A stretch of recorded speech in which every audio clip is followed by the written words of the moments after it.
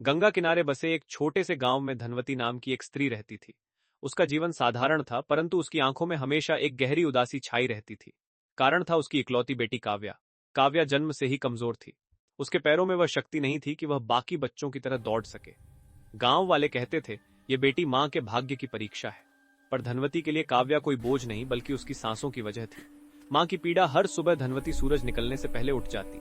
ठंड से कांपते हाथों से वह चूल्हा जलाती, खिचड़ी बनाती और काव्या को गोद में लेकर खिलाती। काव्या जब पूछती, माँ मैं बाकी लड़कियों की तरह खेतों में क्यों नहीं जा सकती, तो धनवती मुस्कुराकर कहती, तू मेरी रानी है, रानियां जमीन पर नहीं दिलों में चलती हैं। लेकिन रातों में जब काव्या सो जाती, तब वही माँ आंसू बहाती।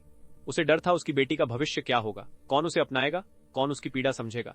गांव की क्रूरता। गांव में मकर संक्रांति आने वाली थी। चारों ओर तिल, गुड़ और पतंगों की तैयारी हो रही थी। हर घर में खुशी थी, सिवाय धनवती के। गांव की औरतें आपस में बातें करती, सूर्य देवता इस दिन सबसे बड़े दाता होते हैं। जो माँ इस दिन सच्चे मन से व्रत करे, उसकी संतान का दुख हर लेते हैं। धनवती ने यह सुना तो उसके दिल में एक आशा जगी। उसने निश्चय किया, इस मकर संक्रांति पर वह अपनी बेटी के लिए कुछ भी सह लेगी। मकर संक्रांति का व्रत। संक्रांति की सुबह कड़ाके की ठंड थी। धनवती ने गंगा में स्नान किया। ठंडे पानी में उतरते ही उसका शरीर सुन्न हो गया, लेकिन मन में सिर्फ एक ही नाम था, काव्या। उसने बिना खाए पिए व्रत रखा, तिल गुड़ का दान किया।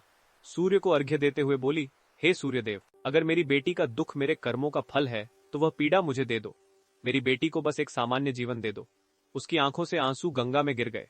बेटी की पीड़ा घर पर काव्या मां का इंतजार कर रही थी। ठंड बढ़ती जा रही थी। वह खुद उठकर चूल्हा भी नहीं जला सकती थी। उसके मन में डर था, अगर मां को कुछ हो गया तो। काव्या पहली बार अपने पैरों पर जोर देने लगी। दर्द असहनीय था, पर मां के बिना जीवन उससे भी ज्यादा दर्दनाक लग रहा था। सूर्य की परीक्षा शाम होते होते धनवती बेहोश होकर गंगा किनारे गिर पड़ी। उसी समय एक वृद्ध साधु वहां आए। उन्होंने धनवती को पानी पिलाया और कहा, तेरा व्रत स्वीकार हुआ है। धनवती ने आंखें खोली। साधु बोले, मकर संक्रांति सिर्फ पर्व नहीं, त्याग की परीक्षा है। जो माँ अपनी संतान के लिए खुद को भूल जाए, सूर्य उसकी अंधेरी राह रोशन कर देते हैं। साधु देखते देखते सूर्य किरणों में विलीन हो गए।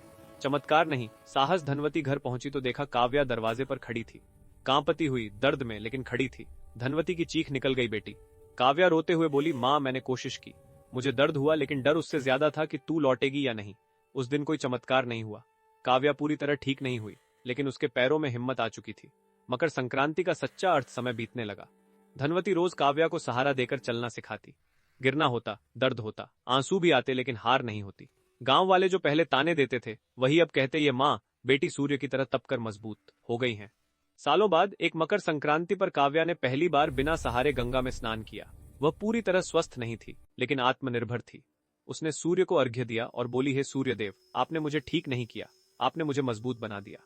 मकर संक्रांति केवल सूर्य के उत्तरायण होने का पर्व नहीं है। ये उस माँ की कथा है जो अपनी संतान के लिए ठंड, भूख, समाज और किस्मत सबसे लड़ जाती है। और ये उस बेटी की कथा है जो पीड़ा में भी हार मानने से इनकार कर देती है। क्योंकि कई बार ईश्वर दुख नहीं हटाते, बल्कि उसे सहने की शक्ति दे देते।